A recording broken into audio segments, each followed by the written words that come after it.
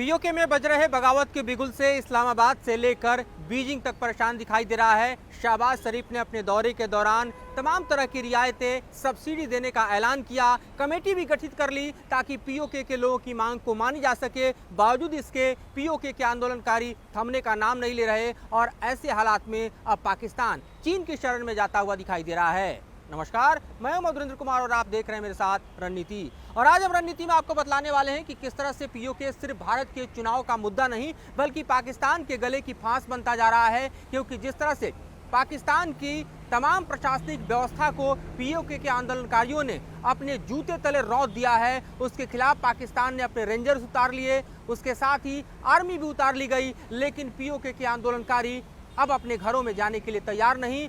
पाकिस्तान की सरकार इस वक्त आंदोलनकारियों और खास तौर पे पीओके की स्वतंत्रता के लिए जो लोग लड़ रहे हैं उनके खिलाफ जुल्म सितम की इंतहा लिख रही है। लेकिन इस वक्त के हालात देखें तो शहबाज शरीफ के लिए दरअसल इसलिए भी सबसे ज़्यादा चैलेंजिंग दिखाई दे रहे हैं क्योंकि पाकिस्तान भुखमरी और कंगाली के कगार पर है, कटोरा लेकर दर दर भटक रहा है। और ऐसे में उसने कोशिश की थी कि पीओके से सब्सिडी खत्म करके और वहां पर दरअसल जो पावर टैरिफ है उसको पाकिस्तान के बाकी हिस्सों की तरह ही पावर टैरिफ को लागू करके दरअसल कुछ रेवेन्यू को जनरेट कर ले। लेकिन ये पीओके है जहां पर दरअसल हम देखें तो संसाधनों का पूरा खजाना है, वहां पर मिनरल्स हैं, वहां पर खादान हैं और साथ ही वहां की जो प्राकृतिक संपदा है उसका लंबे समय से पाकिस्तान की सरकार दोहन शोषण करती रही है। इतना ही नहीं, अगर हाइड्रो पावर की बात करें तो पीओके से मिलने वाला ही हाइड्रो पावर दरअसल पूरे पाकिस्तान की सप्लाई में अहम भूमिका निभाता है। और ऐसे में जिस तरह से पाकिस्तान सरकार की नीतियां पीओके के लूट की रही है उसके खिलाफ लगातार लोग प्रदर्शन करते रहे। लेकिन जब भुखमरी और वहां पर इन्फ्लेशन की स्थिति दरअसल काबू से बाहर हो गई तो जनता सड़कों पर आ गई। उसे दबाने के लिए दरअसल पुरजोर तरीके से कोशिशें पाकिस्तान सरकार से की गई। लेकिन जिस तरह का खूनी खेल पाकिस्तान के दरअसल प्रशासन और रेंजर्स को पीओके के आंदोलनकारियों के हाथों झेलना पड़ रहा है, उससे साफ है कि ये आंदोलन नहीं रुकने वाला। पीओके अपनी आज़ादी को लेकर रहेगा। और इसीलिए देखिए कि कई विजुअल्स अलग अलग जगह से आ रहे हैं जिसमें देखा जा रहा है कि पाकिस्तान के झंडे को उठाकर पीओके के लोग फेंक रहे हैं, कहीं जला रहे हैं। और साथ ही जो विजुअल्स पिछले एक हफ्ते में हमने देखे हैं उसमें देखा जा सकता है कि किस तरह से पाकिस्तान की समूची प्रशासनिक व्यवस्था को दरअसल लोगों ने रौंद डाला है। मुजफ्फराबाद से लेकर आप सियालकोट तक देखिए या फिर आप तमाम जो पीओके के अलग अलग हिस्सों में हो रहे प्रदर्शन है उसको देख लीजिए तो सहज अंदाजा लगाया जा सकता है कि किस तरह से पीओके अपनी आज़ादी की राह पर चल पड़ा है। ये मुश्किल दरअसल पाकिस्तान की सरकार के इसलिए भी बड़ी है क्योंकि तमाम कोशिशों के बावजूद ये आंदोलन थमने का नाम नहीं ले रहा। पीओके में हम देखें तो चीन का भी एक बड़ा स्टेक है क्योंकि BRI प्रोजेक्ट के तहत हम जानते हैं कि किस तरह से पीओके से चीन का BRI प्रोजेक्ट गुजरता है और उसको सेफगार्ड करने की तमाम कवायदे कोशिशें पाकिस्तान के साथ साथ चीन करता रहा। लेकिन इस आंदोलन की भेंट वो भी चढ़ता हुआ दिखाई दे रहा है। और यही वजह है कि हालात जब बेकाबू हो चले हैं तो पाकिस्तान की सरकार इसके बारे में जिनपिंग को भी इत्तला कर रही है, उनसे भी मदद मांग रही है। लेकिन हालात इससे नहीं सुधरने वाले। सबसे पहले भारत के इस बयान पर गौर करना चाहिए जिसमें प्रतिक्रिया देते हुए ऑफिशियली, जी हाँ, कोई चुनावी रिएक्शन नहीं है, ऑफिशियली जो है हम देखें तो विदेश मंत्रालय ने कह दिया है कि ये पीओके के लोगों का नेचुरल रिएक्शन है। जिस तरह से पीओके के संसाधन का दोहन शोषण किया गया, वहाँ पर जो पाकिस्तान की सरकार की नीतियाँ हैं वो दरअसल शोषण की रही, उसके खिलाफ अब पीओके के लोगों ने ये रास्ता चुना है। तो जरा इस बयान को पहले सुन लीजिए फिर आगे फिर समझाते हैं। जानते हैं, हम लोगों ने रिपोर्ट देखा है कि पिछले कुछ दिनों में वहाँ पर विरोध प्रदर्शन हुआ, उस पर कुछ लोग हताहत हुए। ये विरोध, ये परिणाम है वहाँ पर जिस प्रकार की नीतियाँ चल रही हैं, वहाँ के संसाधन को जिस प्रकार से लूटा जा रहा है, वहाँ के लोगों को जितना दूर रखा जा रहा है इन संसाधन से, अपने संसाधन से उनका लाभ नहीं पहुँच रहा है। इस कारण से ये हो रहा है। और जो वहाँ का तंत्र है वहाँ पर लोगों का एक्सप्लॉइट कर रहे हैं, उनको अपने जो अपने संसाधन है उसका लाभ उन तक नहीं पहुँच पा रहा है। जहाँ तक हम लोगों ने पहले भी कहा है, जहाँ तक पाकिस्तान अतिरिक्त अधिकृत कश्मीर की बात है, यूनियन टेरिटरीज जो जम्मू के, लद्दाख के और कश्मीर के हैं, भारत के अभिन्न हैं, अभिन्न रहेंगे। ये हमारा बल है।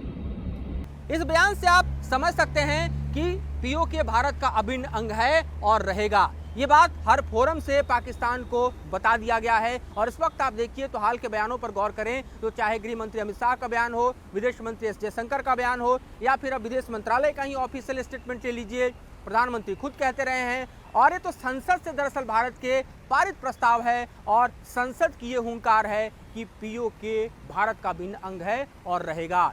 और इसीलिए आप देखिए कि जब जनमानस में पीओके के आवाम में अपनी आज़ादी के सुर बुलंद हो रहे हैं तो उसको कुचलने की कोशिश शाहबाज सरकार ने की थी, अब वो उस पर भारी पड़ती हुई दिखाई दे रही है।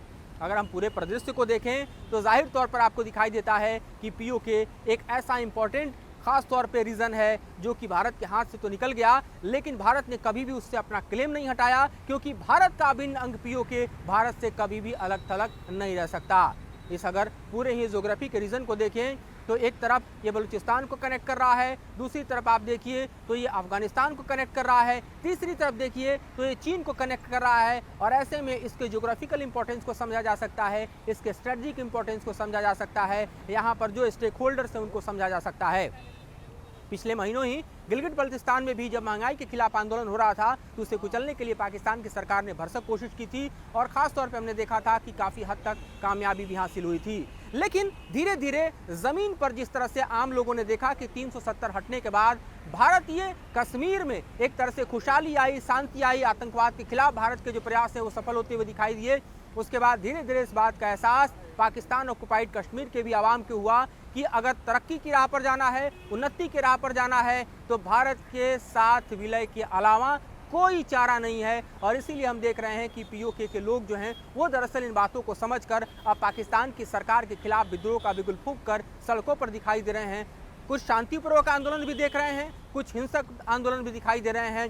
हिंसा की स्थिति तो यह है कि गुरिल्ला युद्ध के जरिए दरअसल पाकिस्तान की समूची व्यवस्था को हिलाकर पीओके के आंदोलनकारियों ने रख दिया है।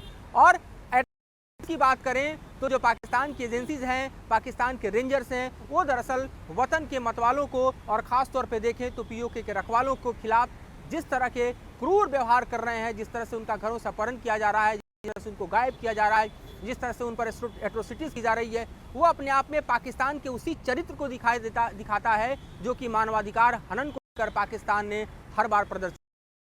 और इस बार दरअसल पाकिस्तान के जो हालात हैं उसमें पीओके का चैलेंज इतना बड़ा है जिससे डील करने के लिए शहबाज शरीफ को ज़मीन पर उतरना पड़ा, लेकिन वहाँ भी दरअसल उनको खाली हाथ लौटने के अलावा कोई चारा दिखाई नहीं दे रहा है। और ऐसे में आप समझिए कि जो मौजूदा स्थितियां हैं वो भारत के लिए भी बेहद कंडूसिव है, क्योंकि भारतीय सेना को बिना पीओके के भीतर एंटर किए ही दरअसल वहां से जिस तरह का ग्राउंड सपोर्ट मिल रहा है वो अपने आप में समझा जा सकता है कि दरअसल किस तरह से पीओके के लोग पाकिस्तान के चंगुल से निकलने के लिए बेताब हैं, बेकरार हैं और अब किसी भी बेबसी को झेलना नहीं चाहता है। तो आने वाले दिनों में आप देखेंगे कि इस तरह से पीओके अपने नेचुरल फ्रीडम को गेन करेगा और इसमें किसी को आश्चर्य नहीं होना चाहिए। फिलहाल इस मुद्दे पे इतना ही। मुझे और मेरे सहयोगी तुलाज को दीजिए इजाजत।